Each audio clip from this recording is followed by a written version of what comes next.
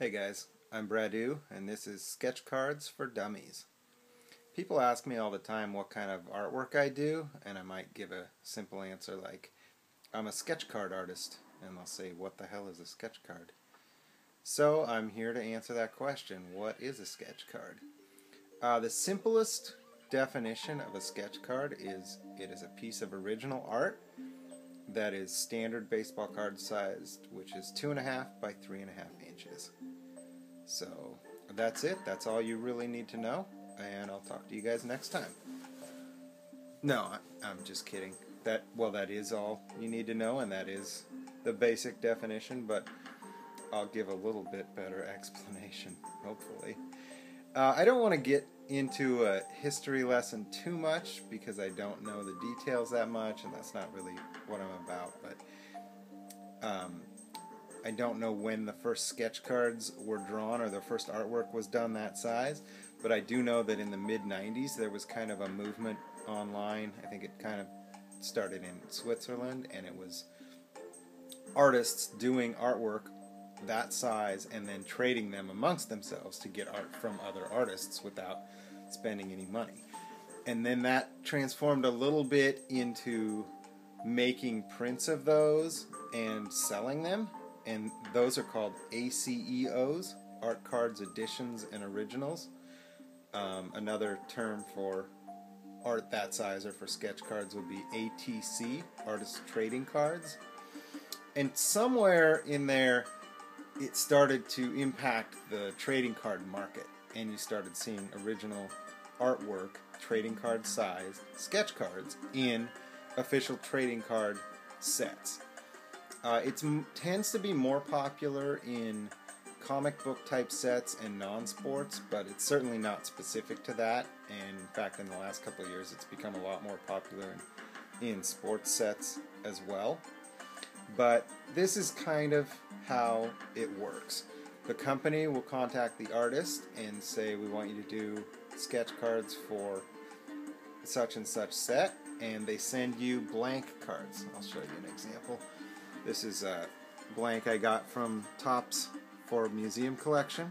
It's already got Reggie Jackson's name on the back, so I've got to do a Reggie Jackson on this one at some point, but this is just an example. So I would then draw on this and do however many they sent me or whatever we agreed upon, and I would send them back, and they would be inserted directly into packs, the actual artwork. So they're called, it's generally speaking, sketch cards are one of one, which is kind of collector speak for that's the only one in existence, because it's an original drawing. Most of the time, those are the only sketch cards made available in official sets. Sometimes they are reprinted. Doesn't happen as often, but this is a Rickey Henderson that was reprinted for, they're called Canvas Collection, Topps. And so this is not the original. This is one I actually bought off eBay of my own cards, which seems kind of silly, but that was cool. So anyway, there's that. And I'll give you an example, too, of a completed sketch card that was done for a set. This is me. Stand backwards. Does it look like me? I'm a zombie. So this was for the Cryptozoics Walking Dead set. It says artist proof on the back right there. But other than that sticker, it's no different than one of the ones that would have been pack inserted. So for collectors, it's a thrill, because if you get a sketch card, it's the only one in existence. They're rare and valuable, theoretically, for that reason. Anyway, there was kind of when sketch cards first started hitting actual trading card sets, it was, the term sketch was more, that's more how it was. Like the early Indiana Jones sets, you'd see these quick, scribbly type sketches, and it was like collectors, oh cool, I got one of those sketch cards, with original artwork directly from, some artist did it. It's not a copy. But it really has evolved to where a lot of the artists are spending hours on each card, and it's not really sketchy anymore, but the term's still stuck. Like Cryptozoic now is referring to their sketch cards as fine art cards, and I think that's the reason. It's because there's not really sketchy. They're really finished, like mini masterpieces or whatever whatever you want to call them. Anyway, I've got a couple other things to show here. Donruss Diamond Kings, original art in a trading card set. You guys all remember those? Not sketch cards, because the originals were actually much larger, and then they were shrunk down for printing. And another, aside from actual trading card sets, I want to talk about another acronym to go along with ATCs and ACEOs. PSC stands for Personal Sketch Card.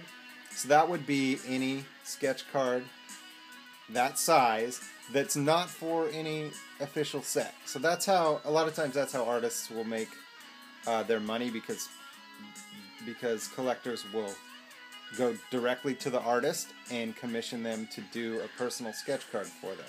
So I got a couple examples here. This one is a Yasiel Puig. The artist is Stephen Burkett. You can see that. Now he actually designed, I'm assuming he did this, he actually designed his own back. So it's all official looking, but this is not for an official set. This is considered a personal sketch card. He writes one-on-one on there, so you know it's the original. And here's another example. I don't own too many from other artists, but the artist is Quasian, I think, and you can see he just left the back completely blank.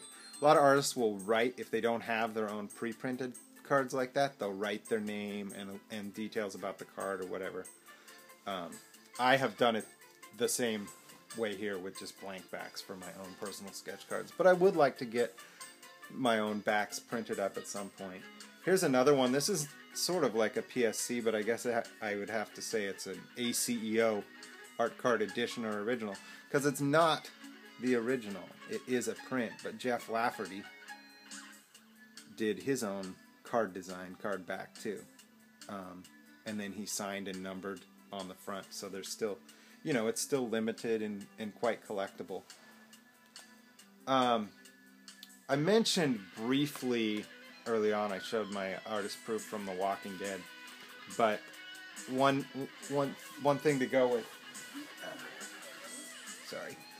one thing to go along with pack inserted or official trading card sets is artist proofs or artist returns, and those are really no different than the sketch cards that go in packs. They're one-of-one original art, but as part of the payment the company gives to the artist, they usually either get to keep a number of blanks, which they can then draw on and sell to collectors directly, or they get to choose a number of the finished drawings to keep or to have sent back to them, so that most of them will go into the packs, but the artist gets to keep some of them. It's kind of silly to be paid in your own artwork, or at least it sounds that way, but it actually works out in favor of both the company and the artist, because the artist can theoretically get more money for their art by having the trading card name on it. It's, oh, this is an official Topps card, so collectors will pay more, and that's why that works out. So I guess that covers the basics. This video is about twice as long as I hoped it was, and I had to do about 3 or 4 takes. I'm definitely going to have to work on that. But anyway, hopefully you got something out of this, whether you're a collector or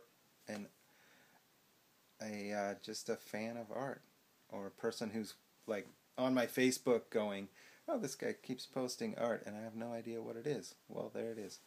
All right, I'll see you guys next time.